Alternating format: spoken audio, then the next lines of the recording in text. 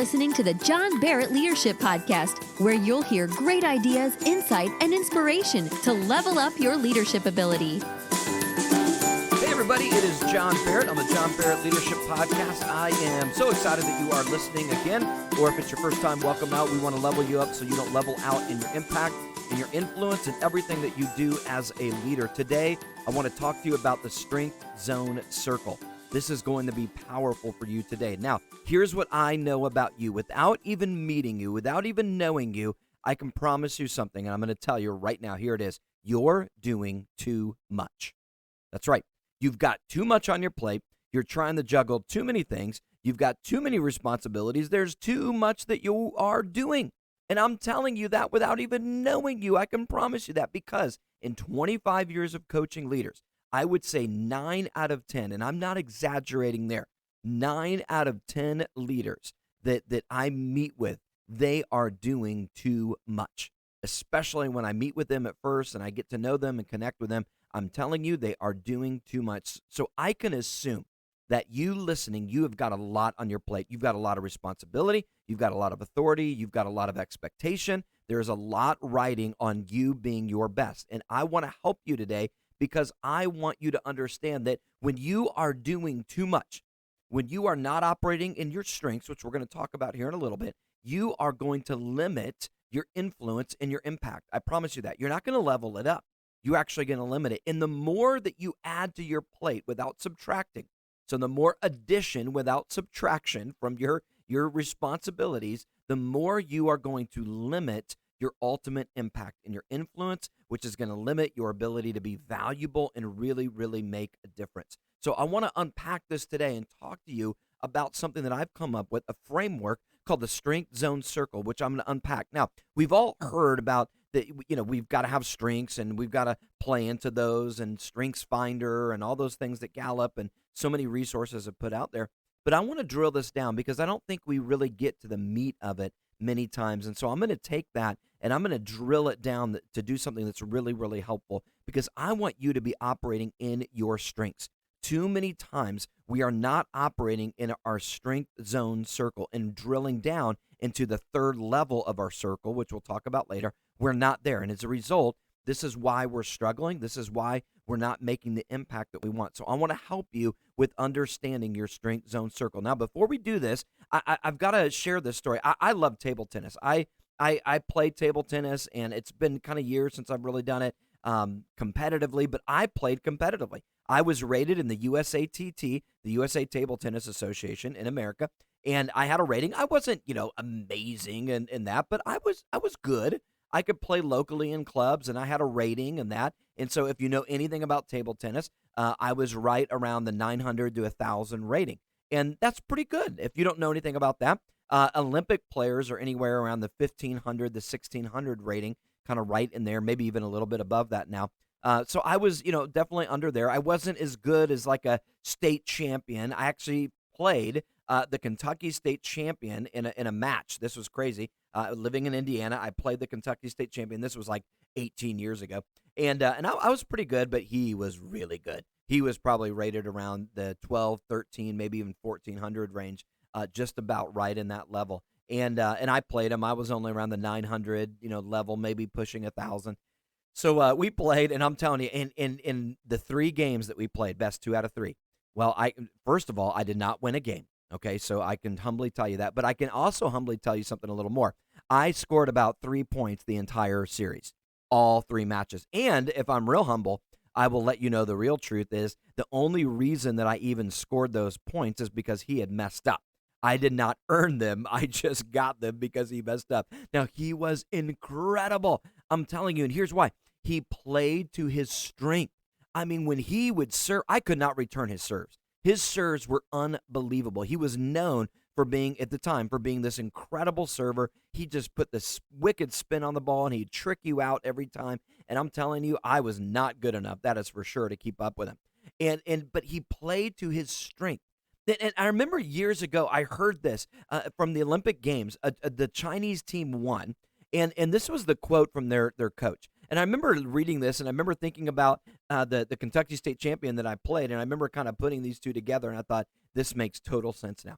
So at the Olympic Games, one of the coaches of the Chinese team, they asked them about their strategy. And so this is what the coach said.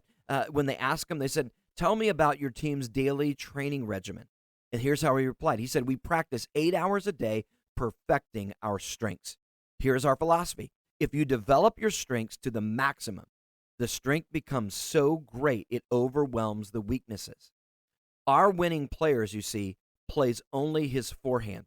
Or our winning player, you see, only plays his forehand. Even though he cannot play his backhand, his competition knows he can't play his backhand.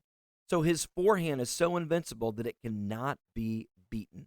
I remember reading that and thinking, wow, that's powerful, that they only played to their strengths.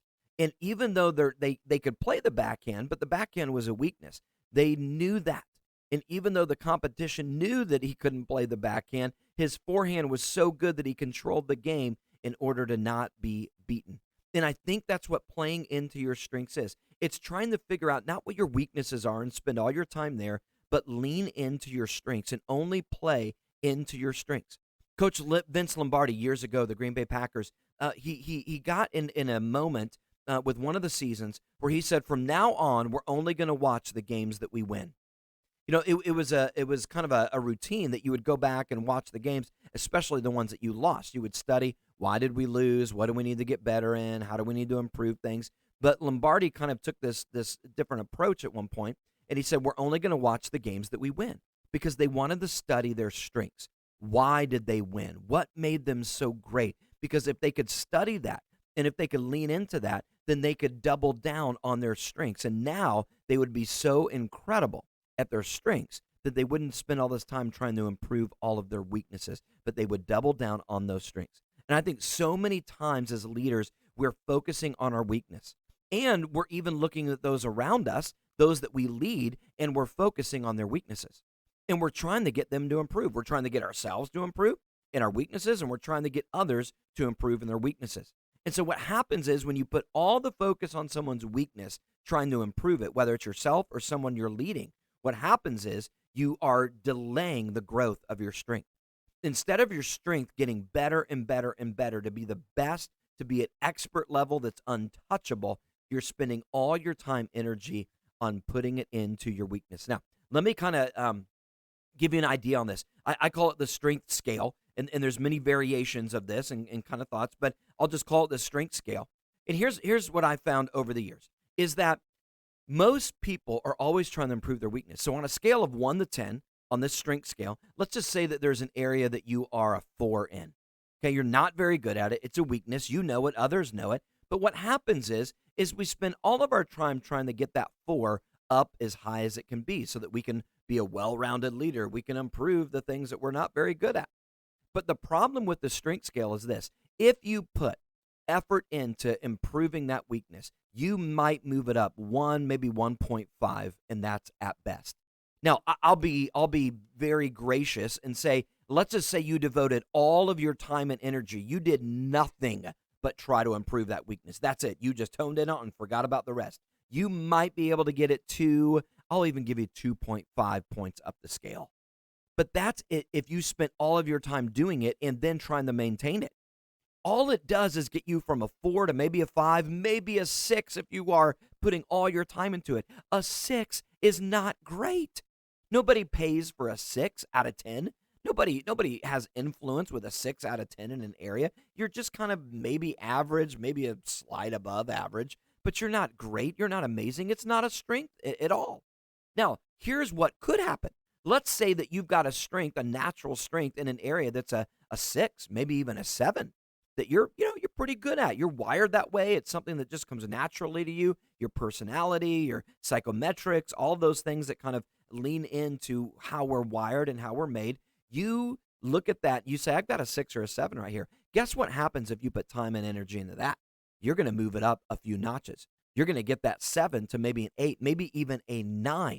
And if you continue to work on it, I would even probably argue, since it's a strength, it'll even work its way up to almost a 10 level. Now, anything above the 8 level is amazing. That's when you are in the zone. That's when you are rocking and rolling. You get noticed. People notice it. They look and say, wow, why are you so good at that? It's so natural to you. because it is a strength to you. So why would you devote all of your time in your weaknesses and all of your time trying to shore up your team's weaknesses and getting them just barely to average when you could be exploiting their strengths and getting them to be expert level that they're incredible at? That is the power of operating in your strengths. That's why it's so important. Now, listen, it took me a long time to get this. As a young leader, I tried to do everything. I mean, I'm telling you, I thought to be a great leader, you had to be great at everything. And so I was just trying to do everything, even things I wasn't good at, but I knew I had to do it. I had to be done. I had to figure out how to make it happen. And here's what would happen. I started to wing it in my areas of strengths. So the areas that I was really good at, I really wouldn't give a lot of attention to because I know I can make that happen last minute. I know I could walk in and speak and do that into a crowd. So I was spending all my time on all this administrative stuff and trying to get organized and trying to spend all my time on my weaknesses over here. And so I was winging it in my areas of strengths. And you know what happened? I didn't get very good anyway in my weaknesses.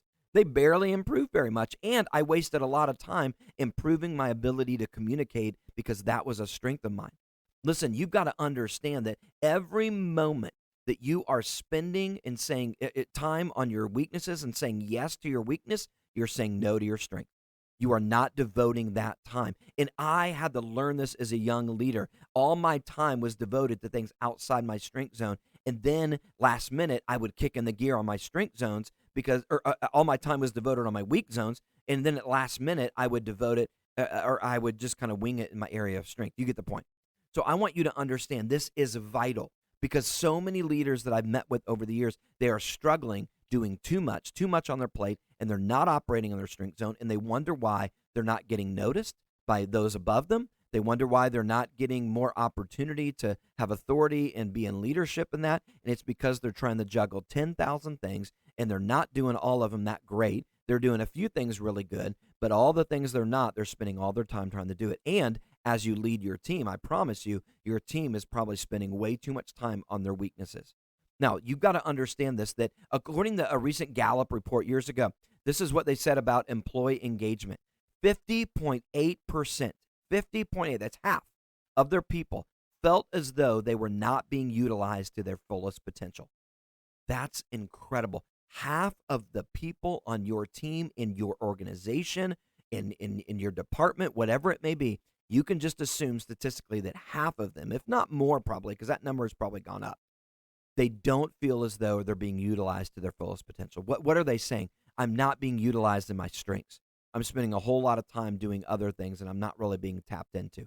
Listen, you've got to change that for yourself if you're going to make maximum impact, if you are going to be valuable, and if you are going to do something that absolutely changes the world. You've got to get in your strength zone, and if you want your team to be the best, you got to get them in their strength zone. So let me give you this framework of the strength zone circle is what I've kind of come up with. And if you, I'll try to visually paint it for you. If I could kind of show you, it'd be much better. But I'll just think of a circle. Just draw a big circle in your mind. And at the outside of that ring on that big circle, this is what I would call your good zone. This is the things that you're good at. And there's a lot in that. There are things that you're good at. You're not weak in them, but you're not amazing at them. You're good at it. You can do it. People probably notice it. In fact, you probably get asked a lot, can you take care of this? You just seem to know how to do this. But it's not really in that deep core of your strength zone, which we'll get to. It's just in your good zone within that strength zone. So you got to understand that you've got to narrow that down, because if you're not careful, you'll get caught in the good and you'll never move to the next zone, which is your great zone. And that great zone is a little bit smaller. So draw a circle within that circle you just did. Now, this is your great zone. This is a little bit smaller. There's not as many things that you're great at. There's a lot of things you're good at, but then we're kind of honing in on what you're great at. These are the things that you really become known for, that you're kind of a go-to person on. You're really a cut above the rest. You're probably operating at that point in like a 6, 7, maybe even a 7.5 to some degree, like maybe even getting up to an 8 in that great zone. But that still is not where you want to spend all your time, because there's another circle inside this big circle, the strength zone circle.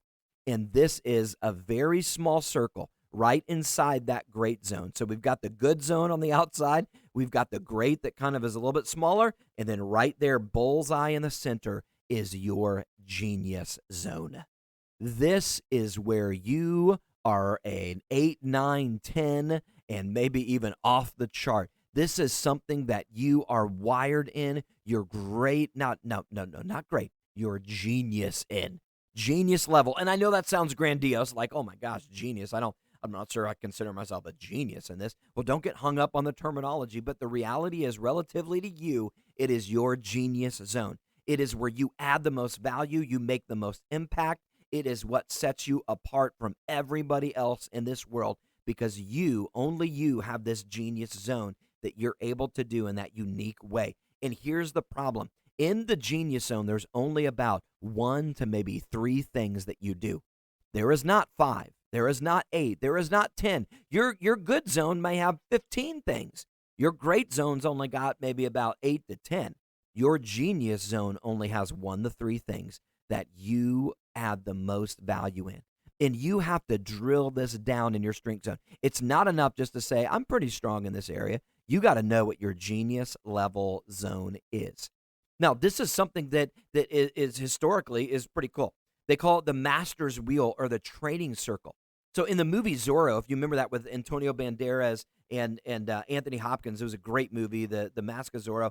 And if you remember that, the old Zorro, Anthony Hopkins, is training Antonio Banderas, the new Zorro. And he's kind of a disheveled mess in that. And when he's training him, he puts them in this ring and he gets them down to this tiny little circle amongst this big circle. There's one right in the center. It's very, very small. And he says, only what you exist in this circle, and hardly anything exists outside of it. Not revenge, not your enemies, not that. You just need to control what's in there first. And he would teach him how to fight in this small circle. Well, this is actually what they would teach in fencing. Sword fighting. It's called the master's wheel, the training circle, where they would get people to train inside this tiny little small circle, because if you can make quick moves, very subtle moves, very tight moves, and if you could learn to do that, then you would be on your way to mastery level.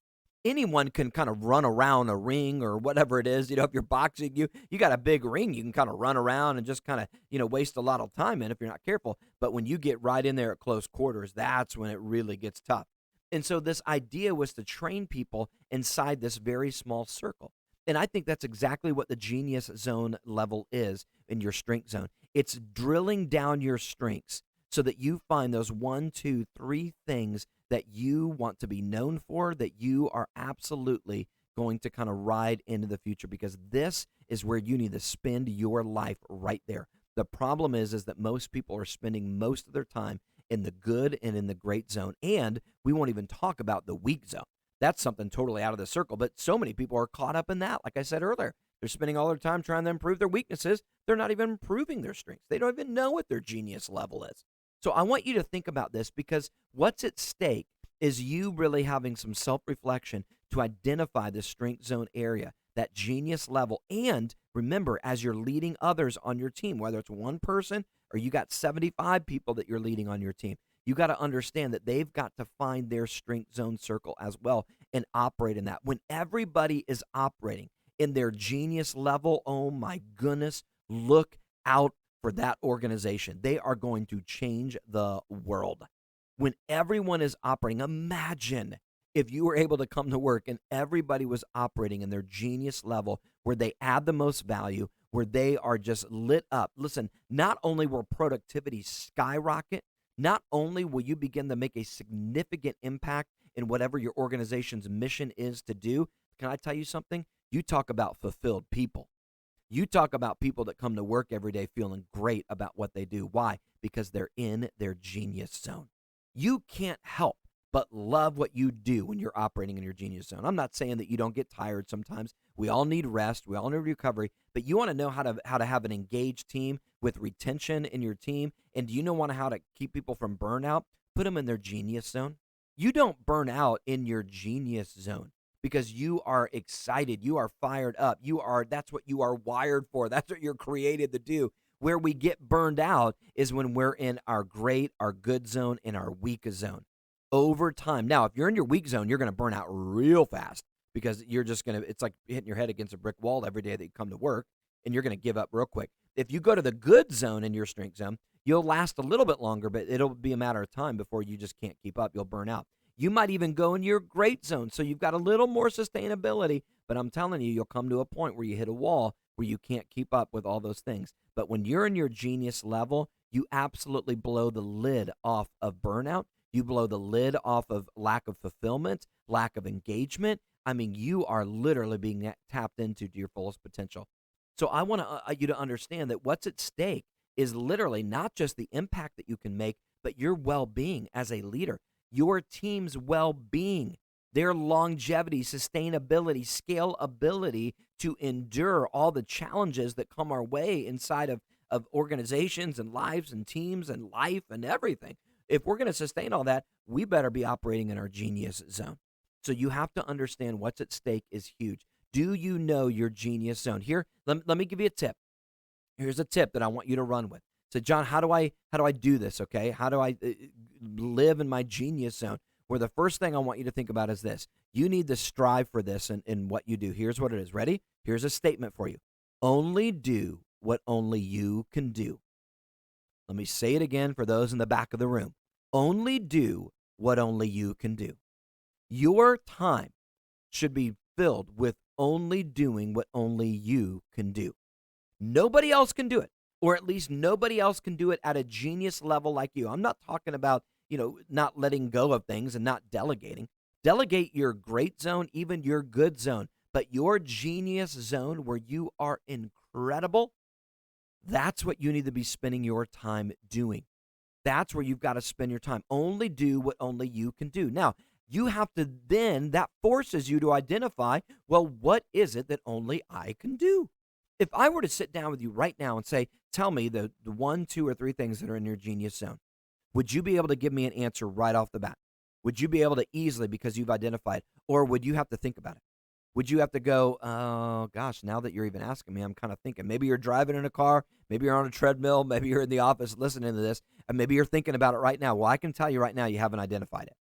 You should know exactly what they are. Now, I'm going to give you mine, okay? I'm going to give you my genius level zones. And listen, I just, before I do this, and it's going to sound so simple, it's almost going to sound elementary, but listen, this took me years to identify. I mean, I had to go on a journey of really kind of figuring out, how do I word this? What is it? Am I right? Is this actually my genius zone? So this is tested and true and tried and true and all of this, and it's going to sound so simple, but I want you to have some sort of an answer like this. Now, it's not going to be mine, of course, because I'm me and you're you, and we have different things. But here's how I do it in my mind, at least, just to give you a little example so you have a little model of this. If you were to sit down with me and say, John, what is it that only you can do that you should be doing, spending every moment of your life, at least in your work life, what is it that you should be doing? And I call it my 3 C's. 3 C's. If I'm not doing these 3 things, I am wasting my time and I'm not at full impact. I am not. The first one is communicating. That is a genius level. Now, am I literally a genius at it? No. I mean, I got a lot of room to grow. I'm always trying to get better at it, but it's, for me, relatively, it is my genius zone. It is a strength of mine to communicate. I feel most comfortable talking and connecting with people and being on a stage and communicating ideas and helping leaders, and that I come alive right there. I am passionate about it, and I hope I'm at some sort of a genius level with it. I hope that it adds value. I think it does. I make a pretty darn good living doing it, so I think it's resonating. So that is my genius level, is one, communicating. Now, I do that through speaking and through writing and creating resources. That's the mediums that I use. To use to speak, just like I am right here, or on a stage, or going and working with teams and organizations. I go in and do trainings and all of that, and then I create resources. I write and I create content. That's one of them. The second thing is coaching.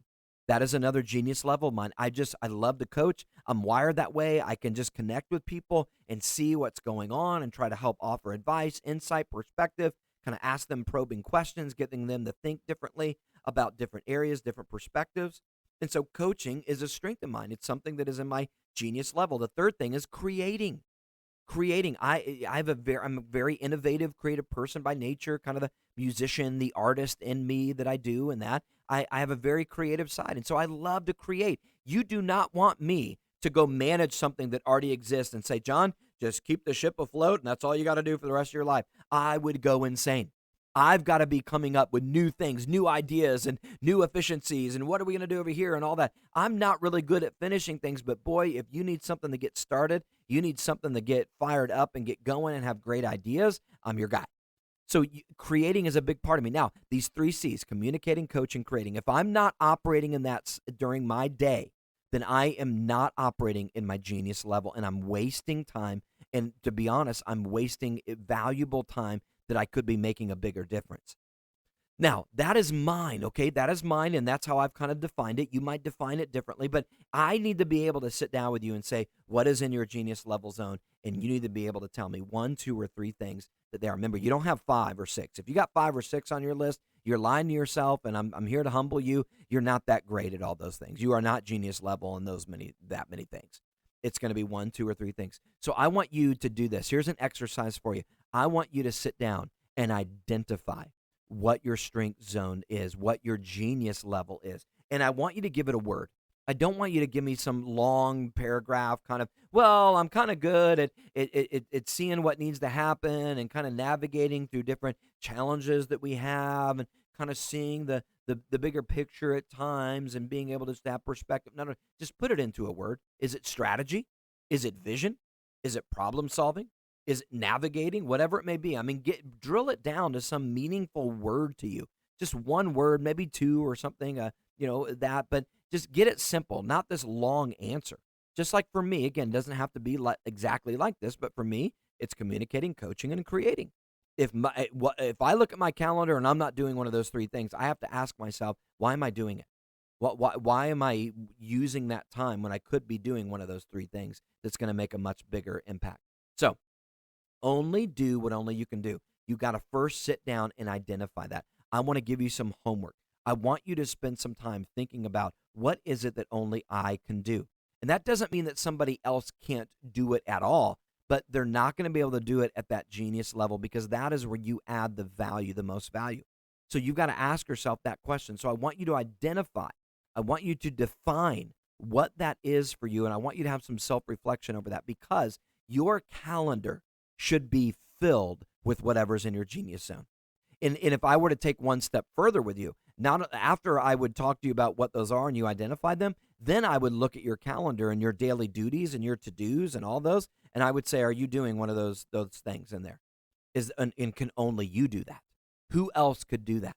See, a great leader will always ask the question whenever something comes on their plate, who could do this? They don't just say, yes, I'll do it. They say, who could do this for me? Now, sometimes after you've run through the filter, you may not find anyone but you that's able to do it. But if someone can do it about 80% as good or so as you can, then you begin to kind of release them and let them go. Is that their genius level where they need to develop that and get better so that you can devote your time to where you add the most value? I said it earlier in this podcast. I promise you that you're doing too much. I'm just telling you right now. You got too much on your plate. You're trying to juggle too many things. And here's the pushback. But John, who else is going to do it? I mean, this is my responsibility. It's what I was tasked to do. There's nobody around to do it. Look, I get it. I'm not saying it's easy to do this, but you've got to get fanatical because if you don't protect that genius level, one, if you don't know it, how are you ever going to know that you're doing it or to make time for it? But two, if you're not in that genius level and protecting it, everything will call you back to the good, maybe the great. It'll even call you into your weak zone. And now I'm telling you, you are wasting precious impact and precious time. So I want you to think about this. Now, I also want you to think about this for your team. This is not just for you, but as a leader, you are responsible for others. So what is it that you can do to help them to identify their genius level? Maybe they listen to this podcast. Maybe as a team, you go through this. There's self-reflection questions you can use in the leader guide. Where you can go to johnbarrettleadership.com and get it and go through this together as a team and start having those conversations. What is our genius level zones so that we can get fanatical? Because if everybody is operating at that genius level, I'm telling you, this is where the magic happens. So I want to challenge you. Find your genius level. Strength Zone Circle. I hope this was helpful to you guys. Listen, you're awesome. Go to my website. Go get all the resources. Join me on social media, every platform out there at John Barrett Leadership. Go search me, find me. There's all kinds of content every day to help you level up. You guys are awesome. Play to your strengths, win games, be in your strength zone, my friend. Thanks for listening to the John Barrett Leadership Podcast. To get more of John's resources, visit www.johnbarrettleadership.com.